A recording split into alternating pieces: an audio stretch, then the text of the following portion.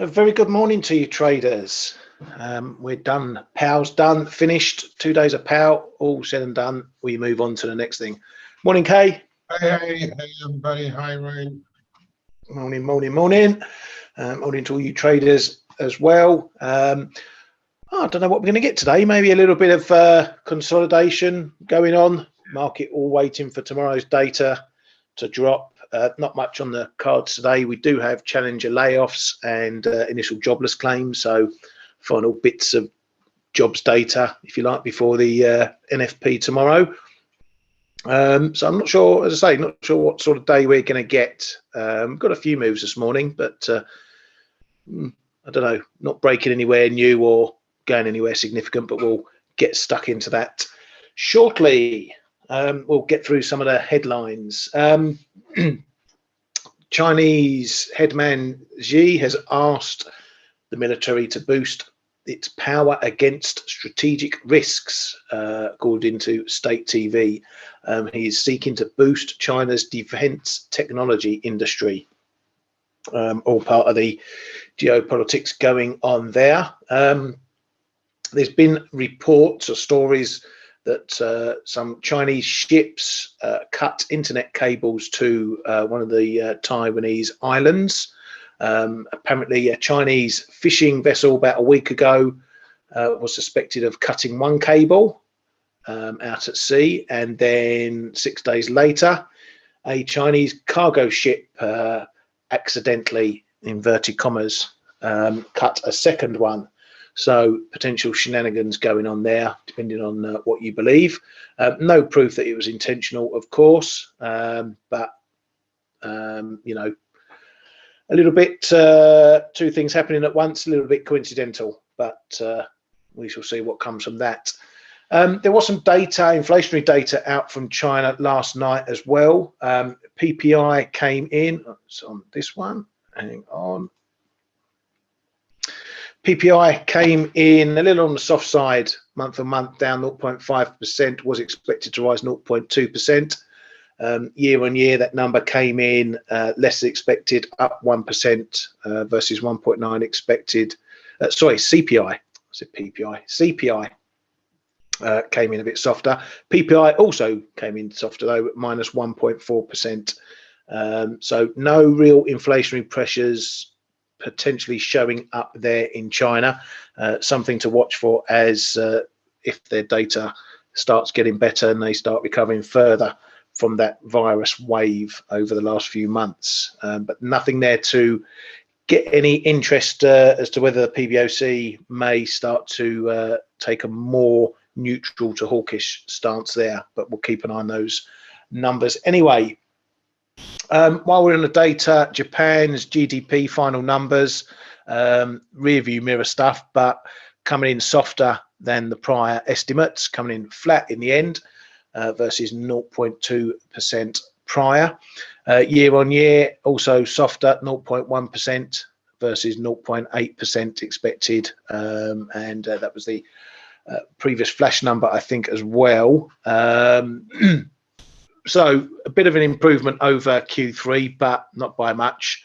Pretty much following a lot of what we're seeing in global economies, with a bit of flatlining going on towards the end of the year.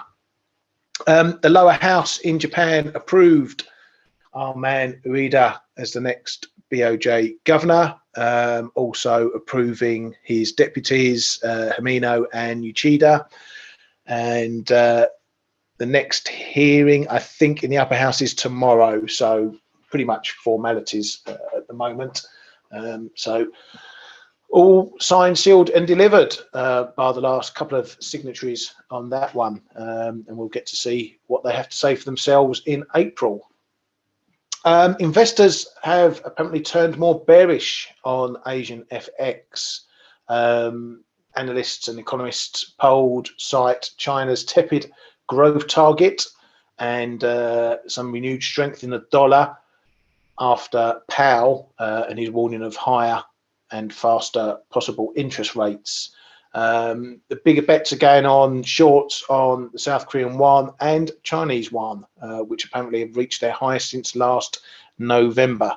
So a bit of a move out of Asia FX, obviously a lot into the dollar because of the shift from Powell.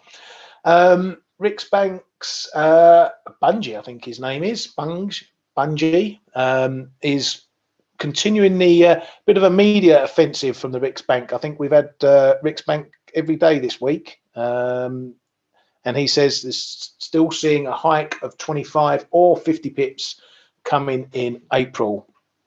So a lot of a lot of drum banging coming from the Riksbank at the moment. Bank of England's Dingler says that given little evidence of further cost push inflation, further tightening is a bigger risk to output and the medium-term inflation outlook. So a little bit of dovish comments from Dingler there, particularly regarding future rate hikes. While Mann was speaking about the pound the other day, Dingler says that the exchange rate is less of a worry for me than other factors. Chancellor Jeremy Hunt might give UK firms some tax relief on capex. We've got the spring budget statement upcoming, so lots of talk about what he may do in that, but giving some tax relief to capex would be a potential booster. Morgan Stanley have revised, or they see the ECB revising down its forecast for headline inflation at the next meeting to 5.8% from 6.4% year on year. But they think the ECB will revise up the core inflation forecast from 4.2 to 4.9%. Bank of Canada left its rate unchanged as expected at 4.5%. The comments are pretty much standard as we saw previously, prepared to increase further if needed to return inflation to target. They did drop language about the economy remaining in excess demand. So a slight change there, but nothing too much to throw into trading. They say the latest economic data remains in line with expectations overall. Inflation will come down to around 3% in mid-2023. So that passed under the bridge pretty much without much ado. ADP came out at 242,000 versus 200 expected. So a little bit of a move up on ADP, or a beat of expectations there. Not too much reaction in the dollar really on that number, given the fact that it was way out last month, the market not really sensing any clues from this one this month. And then we got Powell, number 2, his second appearance in front of the bigwigs, and a bit of a walk back on what he spoke about on Tuesday. He stressed that no decision has been made on the pace of rate hikes, and particularly for March, said we have not made any decisions about the March meeting and it is data dependent. We have important data before the March meeting, and that the terminal rate is likely higher than expected. So a repeat of that line. He said the costs of failing to control inflation would be much higher than the costs of controlling it. And slowing the pace of hikes this year is a way to better watch for the effects of lags.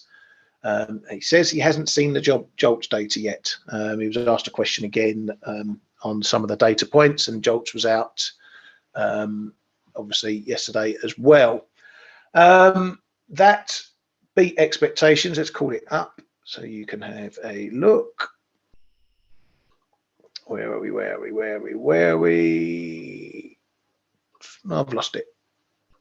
There it is. JOLTS coming in at 10.824 million versus 10.5 million expected, down on last month, but still a beat. So nothing really to take from that. One of the subcomponents of that, the quits number, was down slightly. That's a number one can look at to gauge churn, if you like, in the jobs market. People who trading up jobs potentially. is a strong sign if those are running quite high.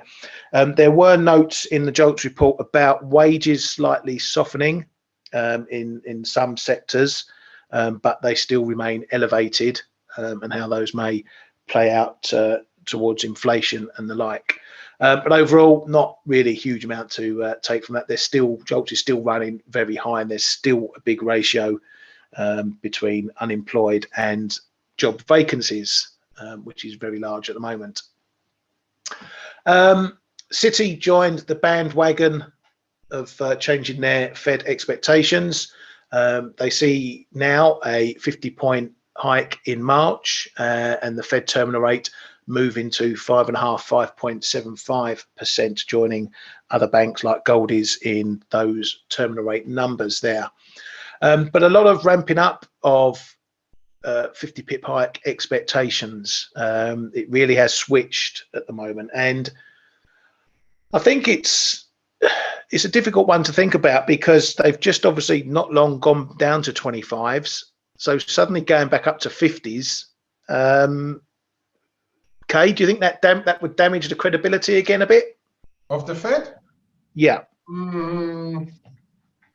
I don't know, because I always have an issue with this term credibility. Everybody's talking about credibility. I mean, for as long as I'm working, central banks haven't had any credibility. But now we are saying that Volcker had a lot of credibility, and he was the best central banker ever. But when he was in office, the market wasn't thinking that at all. Could they go back to 50? I think that tomorrow's job report may be the clincher for that one. If we see a give back, even not too much, but bringing the job openings or the job creation back to more down to earth levels, it could put the market back on a 25 course. But if we in turn get a and I would call it really a surprise, because you can't really have bumper data after bumper data, right? In the job market. But if it would come in again a very strong one, then I think the 50 is very possible. It's very possible. Yeah, I just think it wouldn't look good. I know what you're saying about credibility, but it wouldn't look good. You just basically slowed because you told everyone you want to see the effects of hikes coming through, and now on one or two data points you're ramping back up again. But you've had really, apart from those one or two numbers that came in below expectations last week or so. All the rest is still running extremely hot, right? And the job openings are continue to run higher. By the way, there were like major banks thinking that the jobs would miss yesterday, and we again have a higher number. I mean, there's something about the dynamic in the U.S. economy right now, which is, I mean, it's starting to be surprising. Even if we could have argued that, I mean, the doomsayers, it's again thinking we are going from expansion straight away into the worst recession in history. That wasn't going to happen. But even with it not happening, we have to admit that even those who were not thinking, and I wasn't thinking that the economy would completely go from 180 to minus 100. It's starting to surprise me how well those numbers are holding up. So I expect somewhere down the line for those numbers to start the heat coming out of them. But then you again have a JOLTS opening number which is much higher. So will it attack their credibility? Well, I mean, it's got destroyed because they were too late to act on inflation. And but then we already said, yeah, well, now they probably will be stuck for longer into in the tightening cycle. So why not, mate? Why not? And then perhaps they can do a 50 and then say like, okay, now we are where we want to be, and now we are going to let it play out, and then announce a pause. No more, no less. Well, I mean, it's just a possibility, For the time being, I'm really very open-minded on what's to happen. But and as I said, I'm data dependent, and I don't know whether it can shoot their credibility even more down than what it is already. Really, I mean, I don't have a real opinion about it. You know, we trade stuff. It's better to trade the stuff that we think is either wrong or where we see discrepancies compared to what the norm would be. And I'm really very happy to let the credibility chat over to all those FinTwit self-proclaimed propeller heads to talk about credibility or what the central bank should have done and what they have done wrong. And you know, I mean, I'm actually I'm pretty open on all of that. I'm just saying that if it's wrong, then I'm going to trade it the other side, and that's it. Yeah, I mean, and that's the important point. You know, when I talk about credibility, it's not so much because I want to, you know, do some showboating, calling the Fed wrong or anything like that, but it's this sort of thing that creates trading opportunities. You know, the market has gone heavily now towards a 50 pip hike in March. I think they're wrong. I don't think the Fed will go a 50 in March unless we get some super, you know, CPI data jumping, you know, 40 pips or whatever, another 500k in the NFP, something like that. It has to be some real outlier data, I think, for them to jump to 50, because as much as they're not beholden to the market, they're beholden to businesses and the US population. And suddenly going from slowing to 25s to ramping up to 50s and then a pause after or dropping back down again, you know, that's not how they want to, you know, send a message to the people. They want to show that they're in control. And if they have to jump to 50, then pause or back to 25 the month after because the data's turned again, they're becoming like day traders, if you like, on interest rates. And that's just not a situation I think they want to get into. But for this situation, I don't think they go a 50 unless there's some real outlier data. And even then, I think it will be a push. They can just carry on doing 25s for longer and still get there. So yeah, if the market is going to go too far towards a 50, that tells us where the price risk is. The price risk is market expects 50 at the March meeting, they only go 25. And that's what we have to look at for trading. And if I feel that strongly about it and dollars rallying and yields are rallying because the market's expecting 50, I'm going to think about going the other way. On the basis that they don't do a 50. But, you know, that's exactly what Kay said. We can talk about central bank's credibility as sort of paper filling, but it's whether there's a trade there or not that's most important to us. Just taking it across to the old Biden. He's come out with some budget stuff, and apparently his budget is going to eliminate the tax subsidies for the oil and gas industry. Not a big vote winner for that one. And also he's going to apparently, reportedly going to urge a 25% billionaire tax and big levies on rich investors. Again, not exactly vote winning budget ideas there. So we'll see how that develops in the market. Whether some people think that maybe it's time to take some money out of the US and take it elsewhere. These sort of headlines can do that for a country.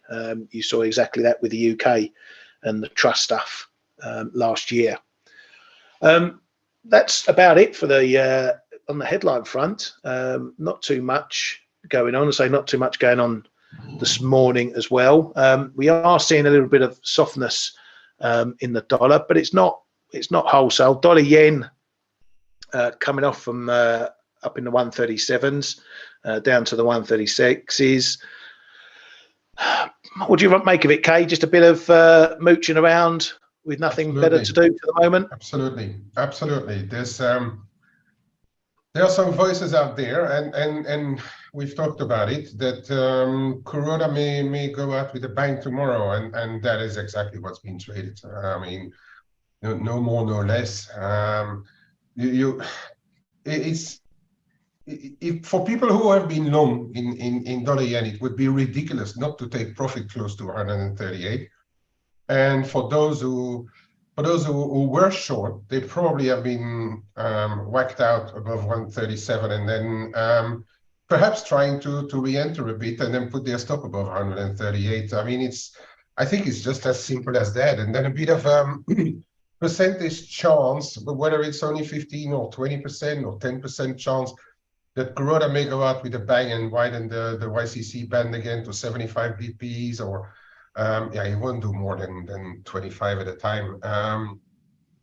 But the possibility is just there, and you can't ignore it.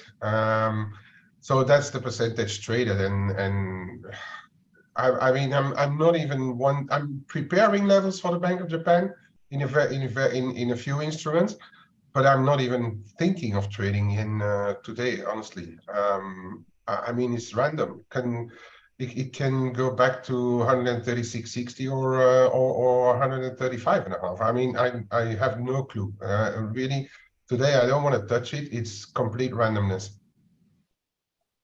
Yeah, no, I agree with that. And let's not forget, and we've been talking about that tomorrow we have this combination of Bank of Japan and US jobs report. I mean, it's good. Tomorrow is a potential very big mover for dollar yen if you combine the two. Yeah, exactly. And so I don't see any reason to trade yen today for apart from those who are managing positions already open. Yeah. And that's it. And you can talk about text in between. Yeah, there's a little bit of a support right here actually, and then 135.80 and then 135.30.40, but and resistance at 136.60.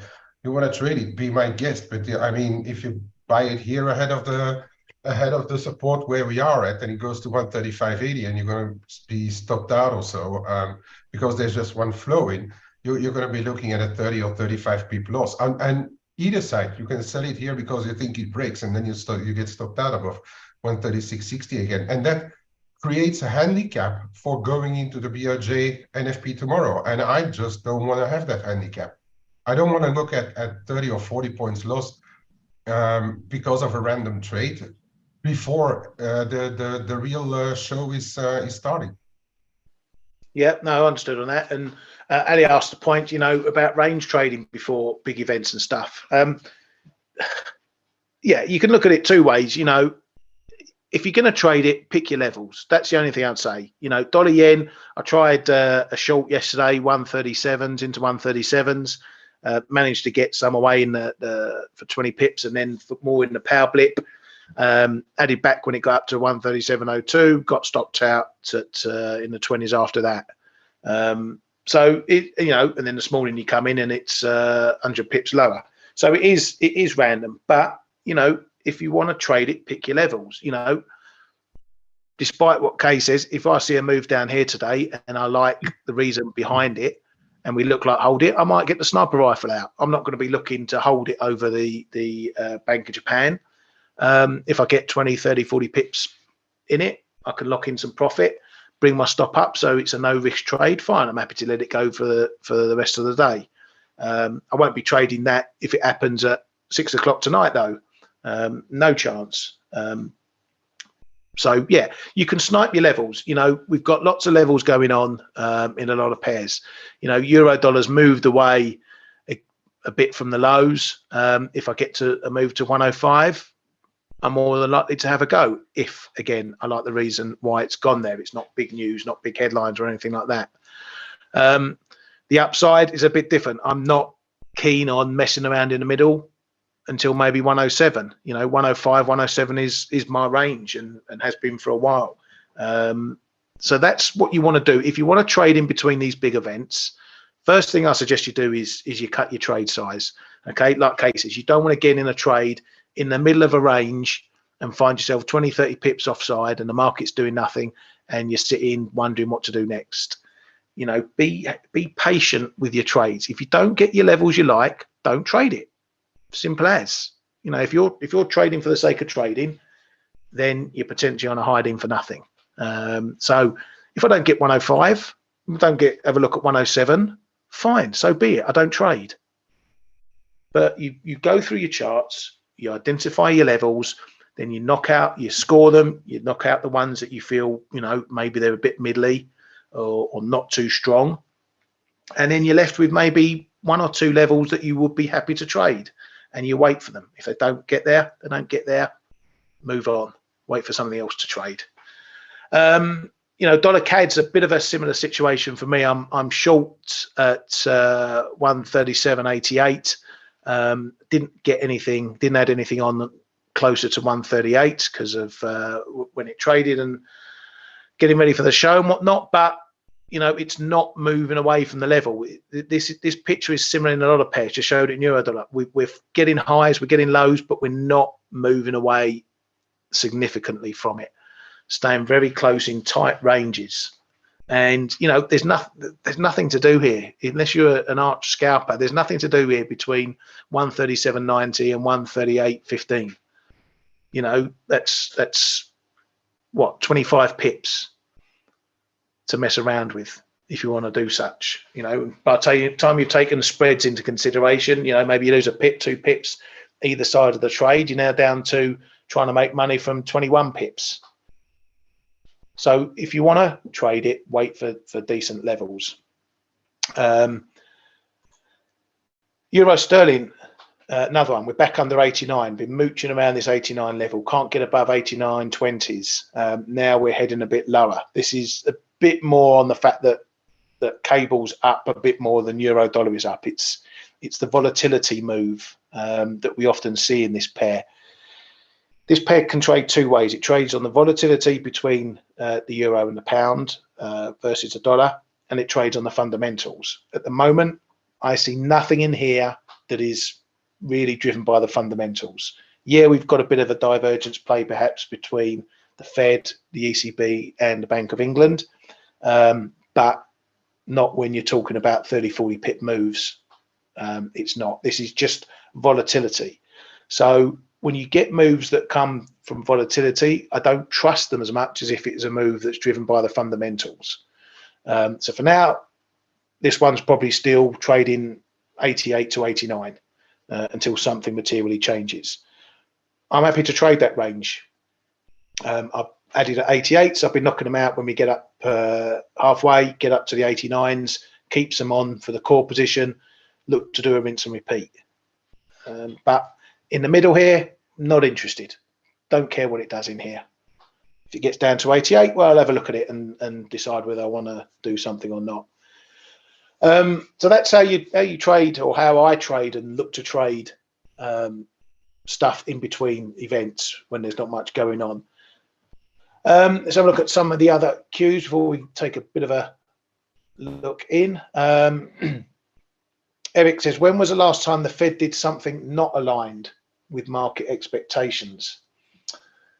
Well, it had been doing something not aligned with market expectations. 4 weeks ago, everyone was trading a pivot and the Fed cutting rates at the end of this year. Fed didn't indicate anything of the sort, but the market was trading it. And now the market all of a sudden now believes the Fed is going to their ceiling, their original ceiling, which it didn't really believe before. If you look at the 1 and 2 year yields, now it does believe, and now it's again running to the other side of the boat, Eric, and it's pushing expectations even higher, rate ceiling higher. There's trades going on for the Fed to get to 6% rates. So there are always times when the market isn't aligned, and it is the market not aligned with the Fed, not the Fed aligned with the market. Always important to note that scenario there. Rob, US broker just raised margin requirements to 5% on all JPY pairs effective Sunday open. Is that it? Was that last Sunday, or from this? Or are they going to do it from this Sunday? I can understand it from last Sunday, given what's going on with the BOJ. I'm not sure why they would want to raise it from this Sunday after the event. I mean, that's sending the troops out after the war. Yeah. So I assume you're going to mean it was so this Sunday coming. No, that's ridiculous. That's very strange. That's very strange. I don't know. I don't understand that. Well, no. There you go. You've got a cheaper trade for the BOJ than you would after it. Mm-hmm. But yeah, maybe they're just looking at some weekend geopolitical risk perhaps coming up, but a strange move. But who knows how things. I don't know. I don't know what that means. Usually, you see. I mean, Usually, you see margins being adjusted and going higher ahead of an event. So I really don't know why they would do that after the event. Is it just yen, or are they doing it across other things as well? Who knows? Don't know. No idea on that one, I'm afraid. Rob, answers on a postcard. Yeah, and DJ Kuroda really going out on Sunday. I think Kuroda's official term is ending the 8th of April. And not this Sunday, DJ. I want to answer though one of the other Ali's comment on the Aussie dollar by Credit Suisse. You know, Ali, when Credit Suisse says something, usually they are in trouble the day or 2 weeks later. So we have a running inside how should I say, joke pattern running for Credit Suisse. Whatever can go wrong, Credit Suisse will be involved at some stage. So I'm very reluctant to believe or to follow anything that Credit Suisse says. Yeah, case in point story this morning. Credit Suisse have delayed their annual report after a last-minute call from the SEC. Because the SEC raised questions about earlier financial statements. Yeah, it's a long-running joke that if something's gone wonky in the world of banks, Credit Suisse usually are not far from being linked to it. So yeah, I wouldn't take too much of what Credit Suisse have to say about that one. Kay, do you want to? I don't know if you've got anything you want to highlight particularly. Well, I mean, I can talk a little bit on the preparation for the Bank of Japan, and I stand by what I've said. I mean, I'm not going to touch it, and I know what you're saying as well, Ryan. But everybody trades like they want, and I think there's a lot of other stuff to trade than we could trade in ranges or whatever, than specifically yen today, because yen today really. And I've been a market maker in banks, in the major banks for over 35 years of my career, and I've been a yen market maker for the best part of 20 of them. And I tell you, I mean, when you're sitting there in a bank and you make markets the day before a possible BOJ move, or a big event, even as the FOMC also, and you're making markets in yen, it's an absolute randomity even on the flows. People from the same as a client class, whatever, they come and do the opposite stuff, and because everybody needs to hedge their books in a different way, and that really, with that in mind, I'm just saying, like, especially when we have this double. This double event, right? Bank of Japan and the NFP later on. So I'm really leaving this alone. But we can identify levels, right? So starting with dollar yen, I think well, this trend line is going to be a little bit higher come tomorrow, but I think 135 and 138 are really. Low 138s here are really where the boundaries for a first leg of decisive action, I would call it. Perhaps not completely decisive action, but if you start to move outside the 135, 138 band, I reckon there is going to be some activity going on. As we've seen, those lows here, 135.30, 135.35. Okay, this one is a little bit higher. We didn't make it as low anymore, and we've been apparently trading along this line a little bit, although moving averages is something subjective. So I reckon this is the band that we are looking at in the immediate. Outside of that, if we look at it on this picture, right? Outside of that, I would say somewhere in the mid to low 133s are probably going to be important, and the top side is really going to be 139.60 is this one, and then probably here the last spike is just ahead of the 140. 140 would be a very big psychological level, I reckon, in today's world. Already 138 is big enough, in my opinion, but 140 is going to be psychological. And I've put just a quick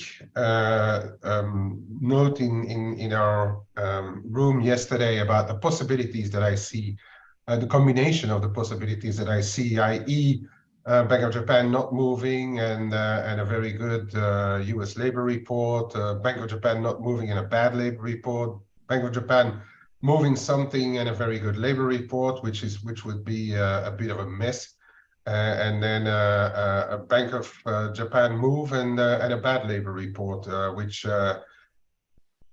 really, if we get that combination, then we are talking about these levels here. 130 and below, if we really get the combination of Kuroda wanting to prepare his successor without putting too much pressure on him, and if we get really the big domino, which is the US jobs report falling over, I think that's going to really create an absolutely gigantic move. But it's not my base case. That's the thing. My base case is still, in percentage-wise, that Kuroda doesn't do anything tomorrow.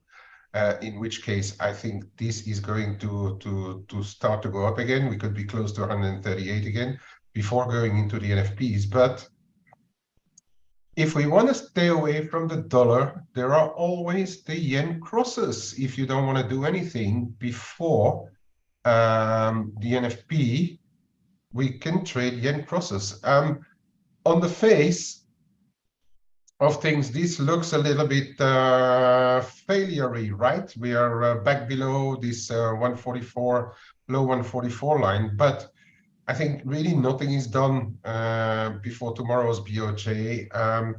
We still have the like something underlying, and we find it in those euro crosses, right? If you look at okay, euro sterling has now stabilized, but we went above 89. Euro CAD is higher, euro Aussie is higher. The euro crosses are underpinned, and so in case my base case is correct and the Bank of Japan doesn't do anything, I'd rather jump into this one if we get back above, well, not today, but at the time of BOJ. Will depend where we are. Ideally, I'd love it to correct more and get back to this level, this big level that I highlighted a few times in the past. This high 142s. I'd love it to be around there and to get some more correction in the yen pairs and ahead of the Bank of Japan, and then get no move. What I expect, and from there, then we can start to jump higher again. If in turn Bank of Japan moves, I mean, this one is probably going to be to come really under pressure, this level, and then we'll have to see where we close or where we move around this level. So the top side first in line, but that's very close to the market, 144.15. Then we got a little bit of 144.75. If there is no move at all, and after what Ueda and Kishida already said, that they are going to be in close cooperation and close communication about monetary policy, so and about economic situation, so forget about central bank independence there. I reckon if they don't do anything tomorrow, nothing at all, this really has a chance of revisiting those December levels. Just looking at the Z clock. What else? Why Credit Suisse losses down? Okay. I mean, I think you should really go to look it up, Ali, because and Ryan actually showed why the stock is in trouble today. Yeah? Okay. Special mention to this one in case we get a move. In case we get a move from the Bank of Japan, then we have to look at different pairs, in my opinion, as well. And this could be one that really comes under pressure then, because the Aussie is already not feeling too well after the RBA. There's a lot of uncertainty around the relationship with China. So keep an eye on what's happening there in Aussie yen tomorrow. In case, and that's why I showed Euro yen as well. In case we get no move in the Bank of Japan, I'd rather be in Euro yen than Aussie yen, for instance, even if both would go higher. But if they do move something, this one is I think is going to be under severe pressure. And look at this level. Then it's around 89.80 down to 89.45. This is a bit of the support zone to me, and this one could go all the way down to 88 on any hint of a move, or on any move, even a smaller one from Bank of Japan. So keep an eye on this one. It's rather neutral here, but if the Bank of Japan would move, this one I think is going to be under pressure. Right, next.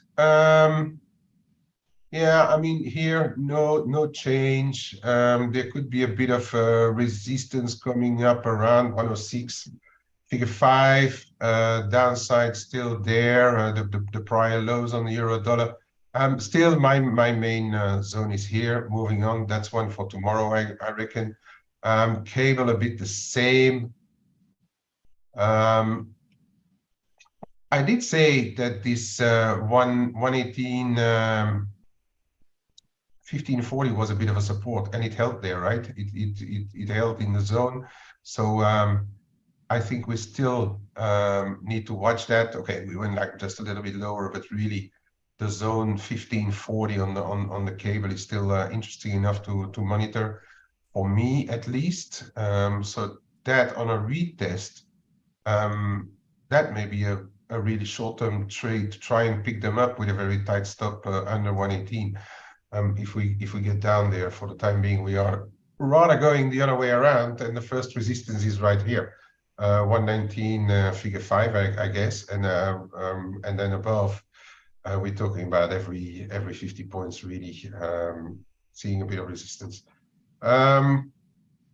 Quick look at the metals, and we still haven't reached the support area on silver. It's a bit stubborn. Just we had a couple of tries below 20 on silver, but it's holding. So for now, I haven't really had an add-on, and it's all about tomorrow, really, right? I'd be happy to get just a tiny slice more if it comes down here before the event. But then it's going to be an ad hoc decision of what's happening. Gold still same ranges, right? The low 18s with 1780s watching below there, and then the top side 33, and then again 42, 45 on gold. I think we hang in between until tomorrow's NFPs. Yeah, one I would look at, and I know I repeat this every day, but if you look at it, every day we trade a bit lower, right? MEX is still one of the best currencies out there. Dollar MEX, as I've been saying, if you want to catch it, you better have a really good butcher's knife, a butcher's glove, to not get a hole in your hands, because it's just heavy, right? It's still heavy, and we're seeing very little bounces. That's the issue with the currency when we have seen lately the all that news of investor flows into Mexico, even the Chinese companies going there, the Mexican status of the US manufacturer becoming stronger again. You will have, we as retailers can try and counter trade it because it's on a level. But if you look at the real flows, and then you look at the interest rate differentials, investors, they are not even bothered to look at the other side again. The day that risk falters, the risk, you know, when economic data start to go down, when the US manufacturing sector also will be into trouble, that's going to have a spillover effect on its neighbors. Then we are going to see big rebounds, but on a fundamental basis. But in the meantime, feel free to try and catch those extensions or stuff. But I'm just short Euro-Mix again, and I'm taking the pips every day and see what happens. Yeah, and doing it in small and managing the position. Yesterday on this first dip down into the low 1890s, I took some off, and now I'm waiting for a rebound to job it again. Exactly, Brad. Jobbing, yeah, I like it. Yeah, DJ won't go long until low 17s, the 17 and a quarter, around there. And then these lows here, around here, yeah, 17.10. That could be, perhaps have a closer look to that one of these days. And it's such a slow move lower that it reminds me of the dollar yen in a different way. Of course, it's a different currency. Reminds me of the dollar yen in some periods where they were in deflation, where dollar yen literally went down 10 pips every day. But it was virtually untradeable because the moves were so small. But makes me think a little bit about those kind of periods where it's just leaks lower. Without too much of a retracement, and but nobody wants to sell into the hole, and it's and that's just why it just leaks lower. Ryan already covered euro sterling. Anything else? Yeah, just a quick one. Dollar rand is still in breakout territory, right? We're above those two trend lines. One is 1837, the other one is 1845. The previous high, 1850. Is now already holding.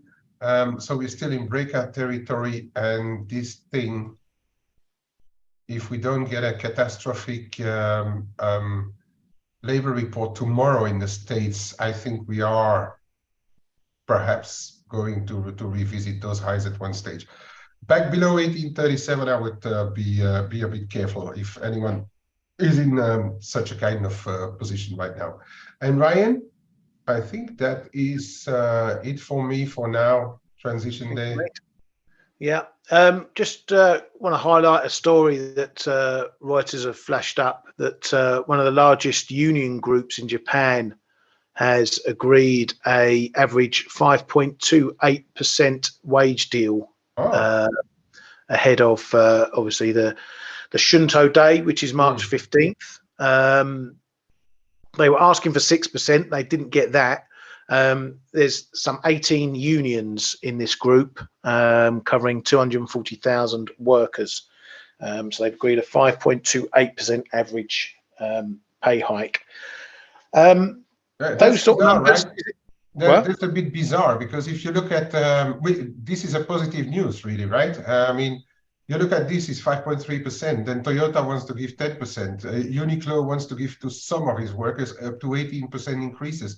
And then yesterday we saw this report about the average being only 2.85%. I mean, it's kind of strange to be like below 3% on average. If the numbers that we see come in or drip in are all like way above there. Yeah. I think it's this question of whether it's actual base pay or whether it's, you know, low base rise and incentives making up the rest of it. And if, you know, if inflation running currently at 4.2, 4.3%, that would make it a real wage increase. But if inflation's coming down, then that is a boot. So what do the Bank of Japan do then if inflation comes back down, but wages are running at, I don't know, 4 or 5%? Is that something they would look to change policy on, or would they be worried that inflation isn't higher? I actually think that because Japan has been struggling with its economy, right, for years now, and the pandemic has only worsened things. I'd say they may, or if Ueda is really the right academician and he will look at everything he said, I think they may not abandon YCC, not not ramp rates higher, but at least widen the band and perhaps start to push interest rates just a tad into positive territory. I think that would be good enough. Yeah, you can do that. But the other thing which I keep on thinking about is all those stimulus packages that the government has put in place. And Kishida and Ueda already said that they would closely cooperate, and that really holds me back from thinking that Bank of Japan can ever start to raise rates in even ECB style, not even the Fed style, even ECB or but they could be. Yeah, I think they could be driven to move if wages really are that promising and really coming through, even if it's as a response to the inflation and higher prices, than really a driver. Because I still think that Japan is going to save a lot. That's typical for the Japanese, right? They save a lot. Yeah. But I think, and actually being a saving country, population, it maybe even look good for the Bank of Japan to put rates up just a little bit, take them out of negative or zero territory. Yeah, just to get to some sort of flat level. Getting zero will be an achievement. Yeah, because we can't forget that regional banks are crying on the negative interest rate policy. So it'd be better for everybody if really the Shinto period gives decent increases in salary. It would be really a good thing to move normalize just a little bit. Yeah, so we'll keep an eye on for that. Another thing to watch next week on the 15th. It could likely get expectations running for what Ueda might do at his first meeting. Simon raised a point that Japan, 240,000 out of 120 million population, I think it's about 125 million actually, population is only 0.2%. You probably need to narrow it down to working population rather than total population, because I'm not sure obviously Japan is very heavily tilted to old age people, so the working amount is probably a lot lower than that, so it might be a bigger percentage, but there are lots of unions in Japan, so this is the biggest group of 18, but there's still plenty others, particularly also obviously across the manufacturing sector as well. Right, so not much more to get into really today. As we said, we've repeated it. Just be careful if you're trading. Be picky with your levels. If you don't have to trade, don't trade. Save your powder for tomorrow. See what happens and what the data brings. Speaking of data, we've got our non-farm payrolls competition running. I've just put the link to that in the comments. If you want to win a free month on the ForexAnalytix platform, we offer 3 prizes of that to 3 lucky people who get closest to the number. Even if you're a subscriber already to ForexAnalytix, we'll just add that onto your subscription should you win. But if you want to enter that, click the link, give us your guess. I've already put mine on. Some people like to game the system and wait till as late as possible. It's a lottery, just have a guess. Good luck with that. Thank you very much, Kay. And Ryan, perhaps good to remind people that reply the number on the original tweet, because if you reply to retweets like on my account and stuff, it won't be registered. It's only replies on the original. Strict rules. We have strict rules, only because I can't be asked to search the Twitter sphere finding all your answers. So if it's not on that tweet, it don't count. And my rules are final. So unless someone tells me otherwise. Have a great day, traders. Thank you, Kay, and we shall see you all again tomorrow. Thanks, guys.